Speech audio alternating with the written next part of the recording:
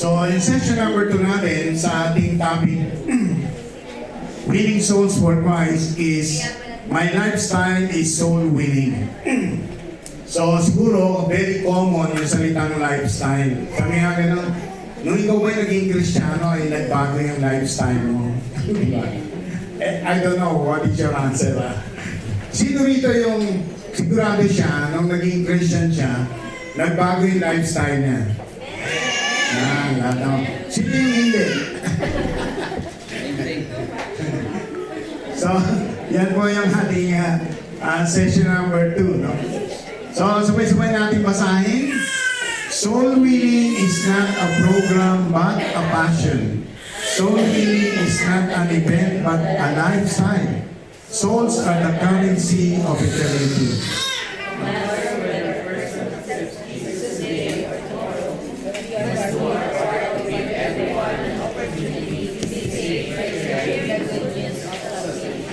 Praise the Lord.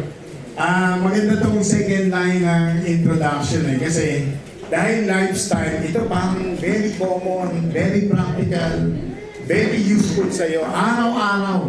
So, ganun ang lifestyle Pero sabi nga ganun, no matter whether a person accepts Jesus today or tomorrow, we must do our part to give everyone an opportunity to be saved. Kasi, minsan kasi, ayaw mo mag-share. Ang dahilan, hindi naman tatanggapin tapang-tapang yan Diba? Piloso po yan Tsaka marami ang katuwiran. Diba? Ganun tayo Diba? Yung sinusukatan natin yung sinishare natin. Sa totoo lang, ganun medyo pa, kung medyo pa magsalita yun, takot ka lalo. Iniisip mo, ewan ko lang kung tumanggap to sa Panginoon. Maraming demonyo ito sa katawan Minsan, gano'n ang thinking natin, So, parang you don't give them a chance. Diba?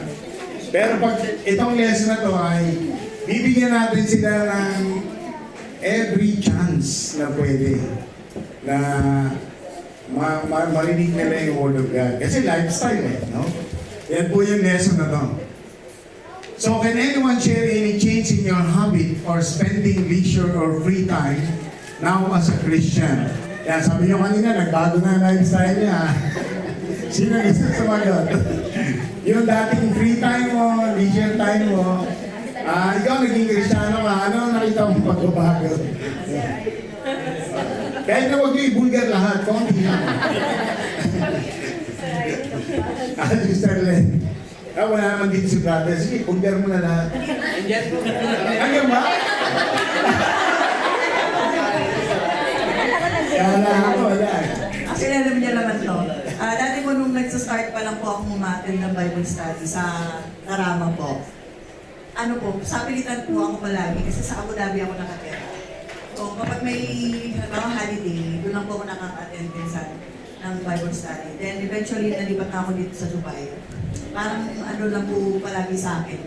Na-attend ako ng BS dahil pinilit. So ang dating po sa akin, bakit palaging silang ganyan na ginagabi palagi, tapos nakakaantok. Imbis na, alam mo yun, nanonood ako or may ginagawa akong iba sa labas, yung mga usual na ginagawa na tatambay, ganyan, no? Kasama yung mga kaibigan. Sabi ko, nakakaantok naman itong ginagawa nila. Sabi ko, tapos, kinabukasan may pasok ka pa ng maaga. Parang hindi ko siniseryoso yun. Pero I praise the Lord kasi from glory to glory, binabago ako ng Panginoon. At ngayon po ay ginamit na ako ng Panginoon para mag-lead po ng Bible study group ng Al-Barsha.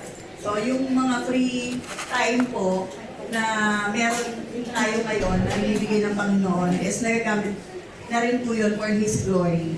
To share din po yung mga blessing na binibigay sa atin ng Panginoon, sa ating mga kapatiran. And yung word niya na share na rin po sa mga ka-office mate and others. Yun po, praise God po. Siguro ngayon si Sister Len, dahil nag-awa mo rin siya ng BS ngayon. Alam niya na, dapat hindi nakakando. Diba? Kasi siyempre, lahat naman tayo dumaan sa ganun. O, sino pa gusto sumagot? Paano na yung leisure time niya ngayon? Yung free time mo? Ha? Star ID po daw. Star ID. Kasi lifestyle to eh. di ba? Ayun po. Yung siguro po yung sa spending leisure po. Kasi talagang before kami maging Kristiyano, talaga, ay ako lang pala, siya pala Kristiyano. Bago po ako maging Kristiyano, talaga pong, kasi ako yung talagang bili mo ko. Yung kahit hindi ko kailangan, binibili ko po. Talagang, pag nakita ko, sabi nga, parang nalala ko same few months back or last year yun, may ganong experience din na pag alam natin sale, tanong mo kagad tayo sa mall, bibili kagad tayo kahit hindi natin kailangan. Katulad din na ng phone, kanyari pag may iPhone, pag bagong iPhone, nakapila na kami. Ngayon parang hindi na kailangan. So parang yung po, tapos nasa Christian nagkaroon po kami ng time umattend, unlike before na talagang pag may magyaya, magtatayo na may gagawin ako kahit wala akong gagawin. Yung po yung gano'n. So, thanks God kasi talagang nakita ko yung changes din sa akin, sa tingin ko, and sa ugali rin po gano'n. Praise the Lord. Yeah, buti lang mayaman si brother mo. So, yung leisure niya talaga, magastos. Di ba? Yeah. Point number 1 natin. Sabi nito, my lifestyle is soul winning. Sabi po ng Romans chapter 3, 23 to 24. For all have sinned and fall short of the glory of God and are justified by His grace as a gift through the redemption that is in Christ Jesus.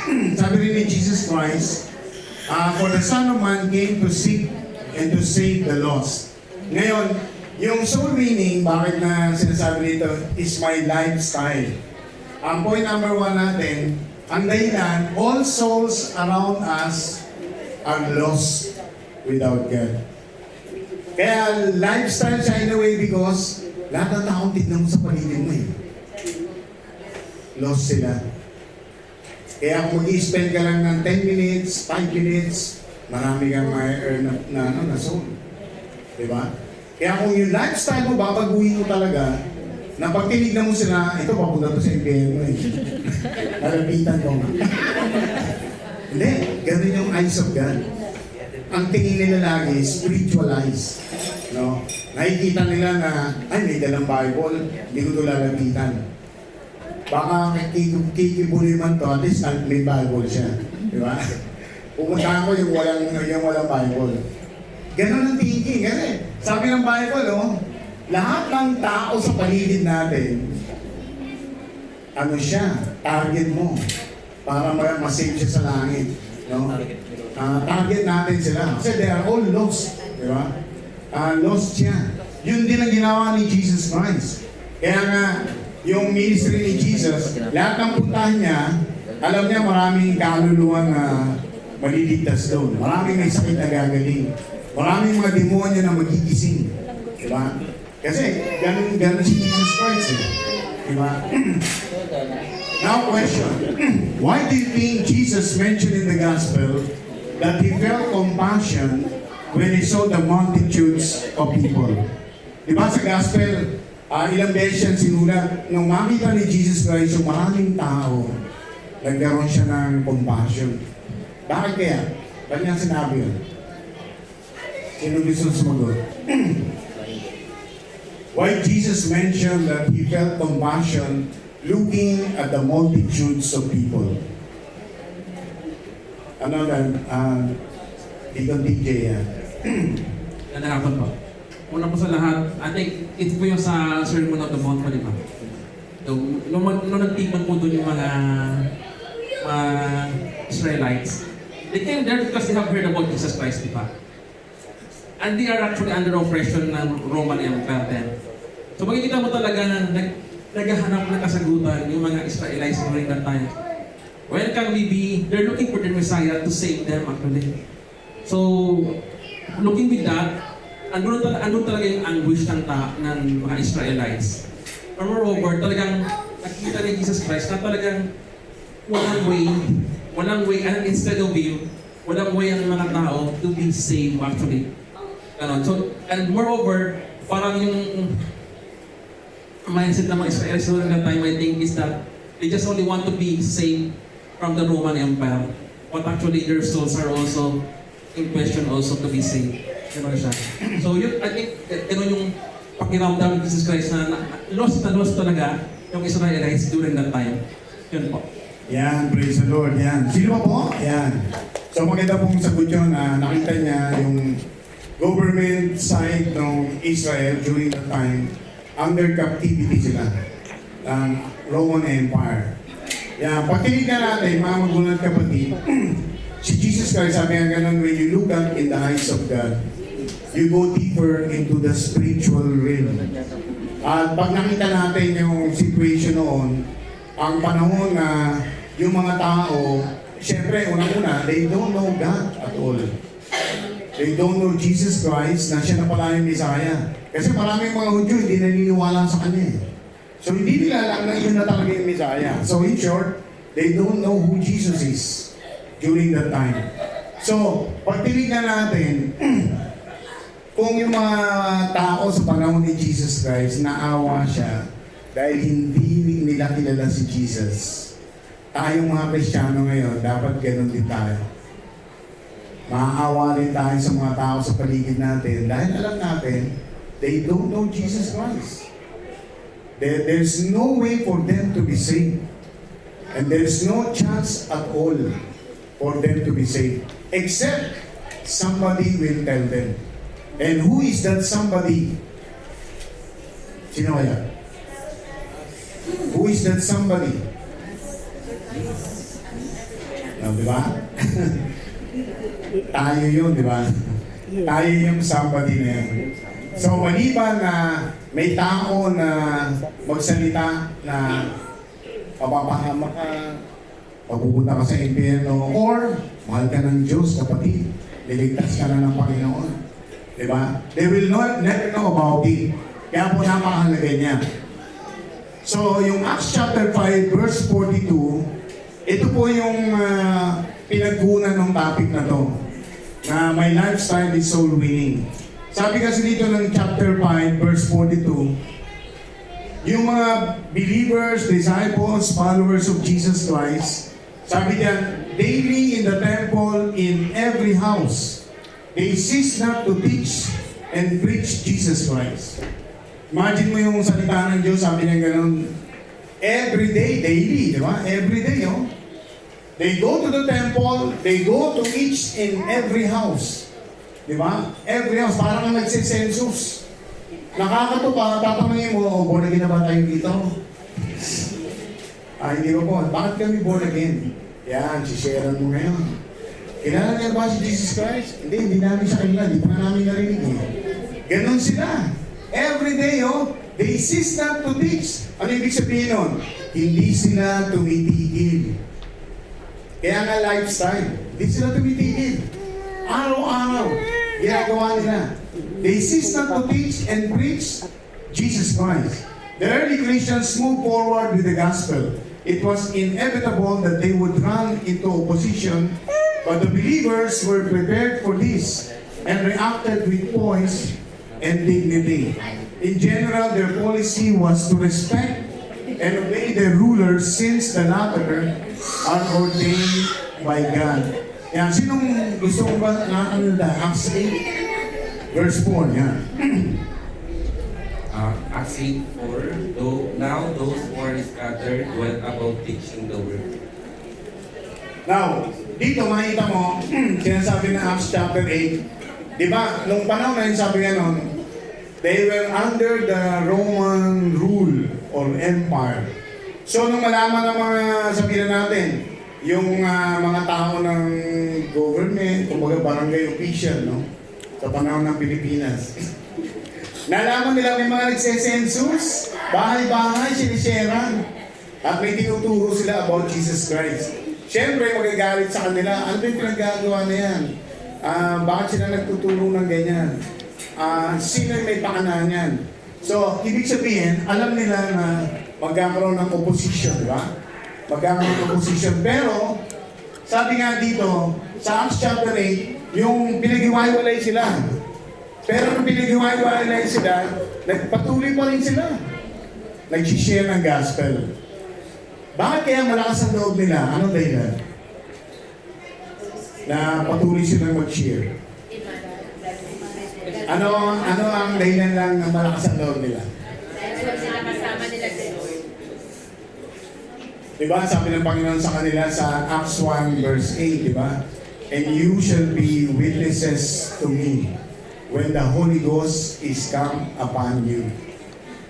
Kahit sila, wala silang power. Wala silang power. Hindi sila marunong magsalita. Hindi nila kaya ipagtanggol ang kanilang sarili. Pero dahil sa Holy Spirit, ito yung parang nag-uudyok sa kanila na gawin nila yun. So they were anointed by the Holy Spirit, they were guided, they were instructed, they were driven by the Holy Spirit to do the will of God. Kaya po, yung sinasabi ditong soul winning is my lifestyle. Sabi nga dyan, in general, their policy was to respect and obey their rulers. Pag pinagbawalan sila, umihinto muna sila. Pero, maya-maya, tutuloy-uli nila. Parang gano'n nangyayari. Why? Kasi they respect the rulers.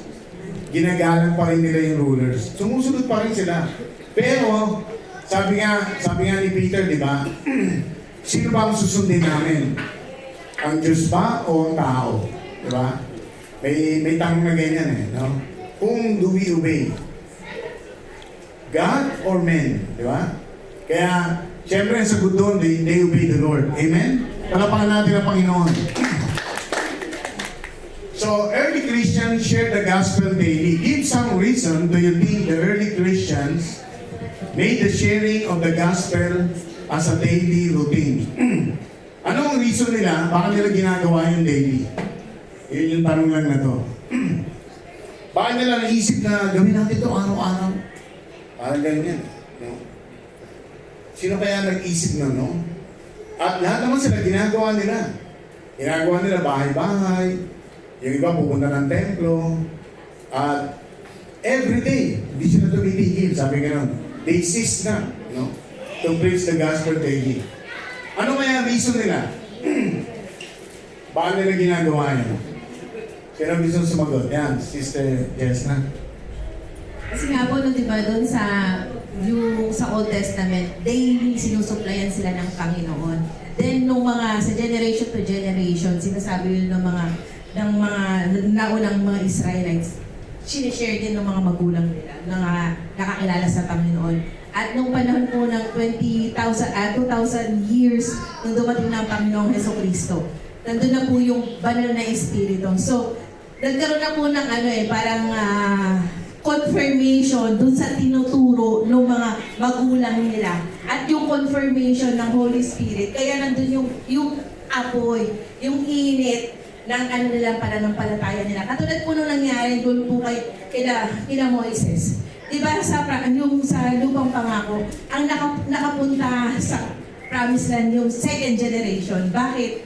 Dahil yung mga naunang generation, nandun yung mga hardship, pero nandun yung sa second generation, sinasabi ng mga naunang mga Kristiyano kung paano kumilos ang Panginoon, kung paano nila naranasan. Kaya nandun po yung naging routine na, dahil nakita na nila, na-experience po nila. Sa akin po, rason para lalo tayong magkaroon tayo ng share at daily routine. Katulad po kanina, sabi nga po, dati po, nung hindi pa po ako masyadong malalim sa Panginoon, lahat po ng marites or yung mga tao na nakapaligid sa akin, parang ina-accept ko, nakaupo na, nakikinig ako yung mga basura nila, sa buhay nila, mga hinahin nila sa buhay. Pero nung natutunan ko, nung talagang lumalim po ako sa Panginoon, nire-repeat ko na po sila. Parang yung mga hinahin mo, dapat wag mo lang inaangkin or wag mo pino-confess. One time po yung isang manager po namin, magkas po yun sa company namin. Alam mo sinabi ko, Sir, you eat my brain. Kasi everyday you are complaining. Sabi ko sa kanya, what is this business? Okay, hindi na kita kakausapin. Kasi nga po, kung lagi po natin a-acceptin po yun, nahahawa tayo sa kanila. Pero pag iting Kristiyano mo sa simpleng daily routine at alam nila sa buhay mo na hindi mo kailangan yung mga negatibo. Kaya po yung itinerary namin din na rin pupunta sa akin. Kasi everyday din po nagrereklamo siya sa mga hinahin niya sa management, sa gano'n. Pero alam mo po yun, sa simpleng bagay na yun, na-share natin as a Christian. As sabi nga ni sister, it's a daily routine ng buhay natin. At hindi natin alam, in God's perfect timing, makakakilala din sila dahil tumayo ka at nagstart ka sa pinapaniwalaan mo. Salamat po. Amen. Praise the Lord. Papakan natin ang Panginoon. So magandang example na sinasabi ni Sister Jess na yung naranasan ng from Old Testament time ng Israelites. At isang example sa kanila, siyempre, mga historical na experiences ng mga tao, sinishare nila sa mga anak nila. Pero itong karanasan nila kay Jesus Christ, katulad nung pag binasa mo yung Book of Acts, simula sa chapter 2, di ba? Yung dumating yung Holy Spirit sa kanila, nakita nila, nagsalita sila ng iba't ibang wika. Pero may mga taga-ibang lugar, nagkakaintindihan sila.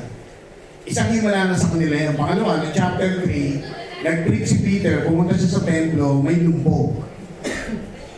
Nakita ng mga mata nila yung paano yung lumpo na pinanganak ay nakalakad. At maraming may sakit na gumagaling. In short, napatunayan nila yung sinishare nila ay buhay at makapangyarihan. At ang Diyos na kanilang sinasamba ay totoo. Amen? So, yun yung nila, driving force na nung makita nila yung karanasan nila kay Jesus Christ at yung mga sinabi ni Jesus Christ sa kanila na totoong nangyayari, ano yung natatakot mo? Ang ending nga kung si Jesus namatay at nabuhay maguli, sabi ni Jesus Christ, kayo rin, hindi na kayo mamamatay. Ano kayo natatakutan mo ngayon? Diba? Kaya sila ang lalakas ng loob nila. Kasi iniisip nila, katulad lang ni Jesus, kahit mamatay sila, mabubuhay sila ulit. Diba? Ganun yung thinking nila. Amen? Palapakan natin ang Panginoon. Point number 3, my lifestyle is soul winning. Be sensitive in God-given opportunities. Yan. Sabay-sabay natin basahin yung Galatians 6:10. As we have therefore opportunity,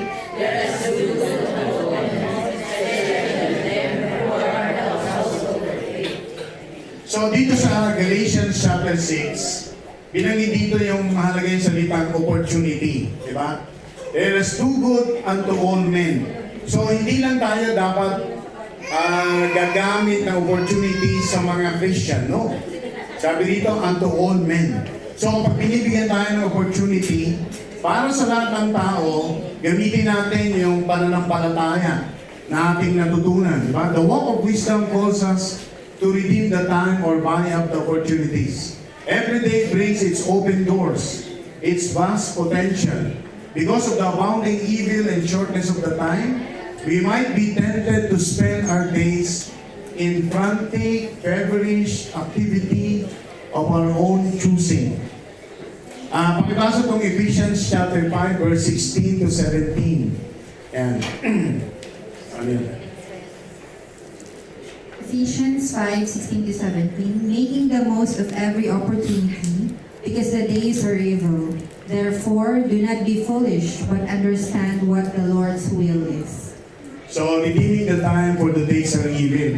Yung point number 3 natin, nilagay ko dyan, be sensitive in God-given opportunities. Kasi, ang isang dahilan bakit hindi tayo nakapag-share or ginagamit tayo ng Panginoon dahil insensitivity. Insensitive tayo. Pinapadala na sa atin ng Panginoon yung kaluluwa. Minsan, kayo dalawa lang sa mesa, nakasabay mong kumain. Ayaw mo, sa akin ang feeling ko lang gano'n, gandang nag-design nun Impossible na pinadala rin yung tao yun at ikaw ay naandun at ikaw ay Kristiyano na walang dahilan. May dahilan yun. Yun yung very dapat sensitive ka. Sensitive tayo. Na pag may namig ka ng tao na ganyan na dapat may isip natin to, pinadala to ng Panginoon. Sabihin ko nga sa kanya, Kristiyano ko pa. Parang gano'n. Dapat maging sensitive tayo kasi as we have therefore opportunity, let us do good unto all men. Kasi pag hindi natin ginamit yung pagkakataon na yun, sino gagamit yung si Satan yun? Satan will use the time. And we never know yung time na yun para sa tao yun. Yun na yung time na binigay sa kanya para masik. Pero na-miss niya. Hindi dahil sa kanya. Sino may kasalanan? Tayo yun. Kasi siya, hindi naman niya alam about Jesus Christ eh. Somebody should be used by God, and that was us. Pag gano'n. So, mahalaga po yun, magkaroon tayo ng sensitivity sa God-given opportunities. Kaya nga, pag tinignan mo, iba't ibang paraan na dinadala tayo ng Panginoon. Pero, sa bawat pagkakataon na yun, ang gamitin natin spiritualize. Yun yung kulang sa atin. Hindi natin ginagamit ang ating spiritualize. Dapat tingnan natin. Sabi ko nga, tumingin ka sa, siguro nasa 10th floor ka ng flat. Tumingin ka sa baba. May ikaw ang dami mga sakyan Halo-halo yung parking dito. Yung wala na mapagparkan yung iba. Yung iba naman, nandun, nagbabatuan, yung nila. Di ba? Ganun ang tingin natin. Kasi bakit? Hindi natin tinitingnan ng spiritualize eh. Pag tumingin tayo ng spiritualize, ano makikita natin? Ang daming taong nagkakatipon, 2 puro. Kaya may Christianity. Mahirap, wala.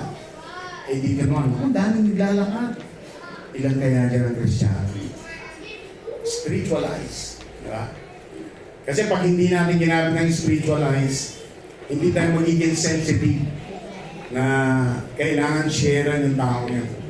Diba? Kailangan gamitin natin ating spiritualize. Give some advice on being punctual or time conscious in your daily routine. Kasi yung binabanggit natin doon kanina, yung time napakahalaga sa kanila. Kasi yung mga Christian, everyday, hindi sila tumitigil, di ba? Everyday, ayaw nila tumigil, bahay-bahay ginagawa nila. Ayun yung, may pelikula dati, yung, hindi ko alam title, yung time, nasa time yung buhay nila. Ano ba yun? Oo. Yung kailangan dagdagan mo yung oras mo para mabuhay ka pa. Time. Diba? Parang ganun. Iniisip mo, konti na lang. Diba? Mamamatay ka na. Parang ganun. Time conscious sila. Diba? Parang ganun. Paano kaya kung ang mga Kristiyano bigyan ng time? No? Ano kaya gagawin natin? Diba? Parang ganun. So, sino gusto sumagot dito? Give some advice on being punctual. Naku, sino kayo mga punctual dito? O yung mga time conscious. No? Sa mga daily routine. Ano yung sikreto nyo na hindi kayo nalilate? Masyado kayong sa time. Ano yung sikreto nyo? Hindi po ako masyadong punctual. Yan po, natutunan ko rin po, turo ng aking mga mentors, sila Sister Ana May and Dylan Ryan, na irespeto natin yung oras ng bawat isa. Dahil yung oras na sinasayang ko sa halimbawa yung sa pag-aantay sa'yo, ay yung pag-aantay, ay yung oras nila na sinasayang mo sa pag-aantay sa'yo, marami pang bagay na magagawa. Katulad na rin ng sa office, halimbawa, nalilate ka, ang pasok mo 8:30, dumating ka ng 9:30. Marami ng mga bagay na kailangan, dapat nagawa mo doon sa loob ng isang oras na dapat dumating ka ng mas maaga.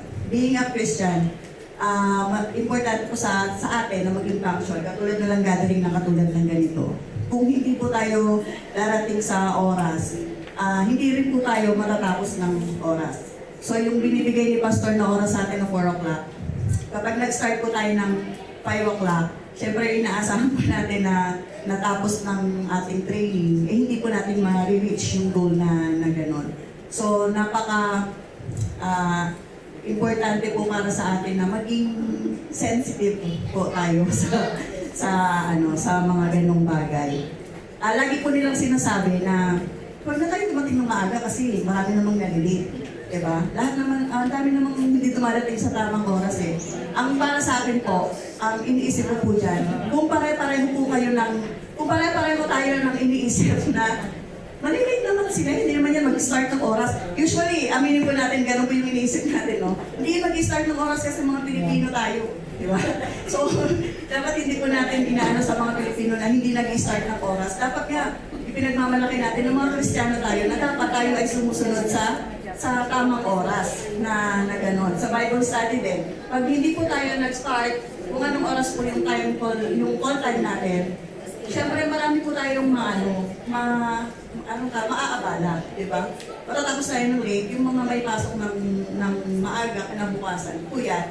So, ginagawa natin po para sa Panginoon. Let us do it perfectly, na sunod din po natin yung oras. Yan po. Praise the Lord, yan. No? Well taken. Tayo sa labas tayo. Point number 4. Sabi dito, Matthew 10:7-8. Basahin natin. As you go, proclaim this message. The kingdom of heaven has come near. Heal the sick, raise the dead, cleanse those who have leprosy, drive out demons. Freely you have received, freely give. Yan, so sa lifestyle na soul winning, point number 4 natin, freely share the gospel as we go. Di ba?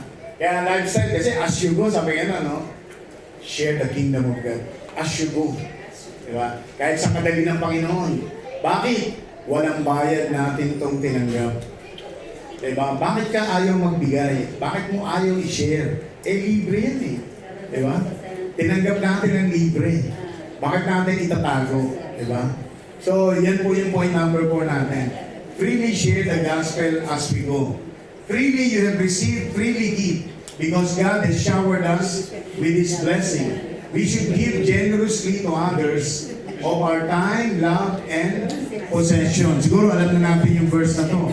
Matthew 28, no? Go to all parts of the world, no? Preaching the gospel of the kingdom, baptizing them in the name of the Father, of the Son, and of the Holy Spirit. So, kung saan man tayo dinadala ng Panginoon, wala yung limitasyon kung gagamitin niya tayo o hindi. Diba? Kasi, freely, sabi nga nun, freely you have received, freely you have to give. And do it as you go. Amen? Palapakan natin ang Panginoon.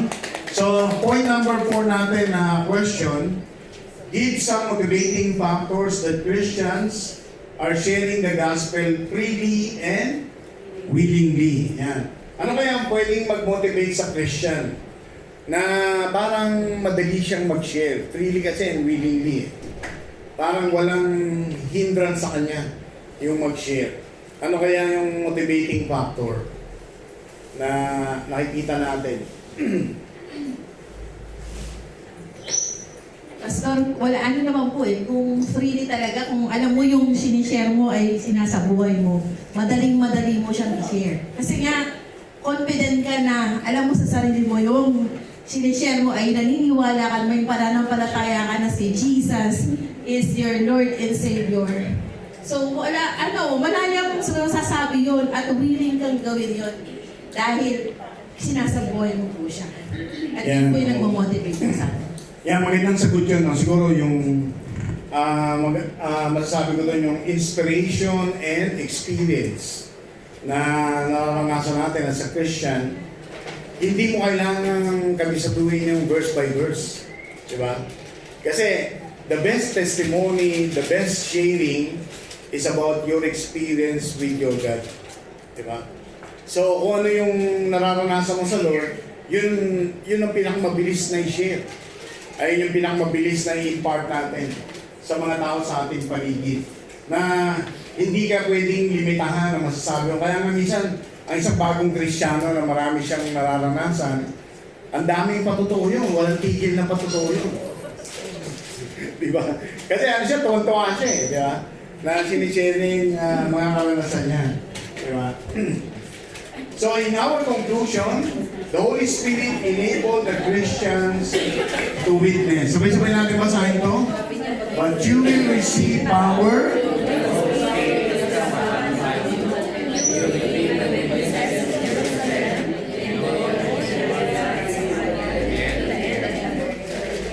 So yung session number 2 na to is about lifestyle in soul winning. Ito yung mahalagang word na connected doon sa lifestyle. Number 1, power. Yung power to share in our lifestyle does not come from us. We don't have power at all. It will come from the Holy Spirit. Kung ang Holy Spirit ay nasa atin, ibig sabihin, it is very easy, very common, very freely, we can be a witness. Diba? And if we can be a witness, it will never end today, tomorrow, next week, or only in Dubai. It will be until the end of the earth. No? So, yan po. Yan po yung ating conclusion. So, sabay-sabay natin basahin to, prayer time. I pray that God works through the power of the Holy Spirit every day. Blessing, and souls witnesses. I pray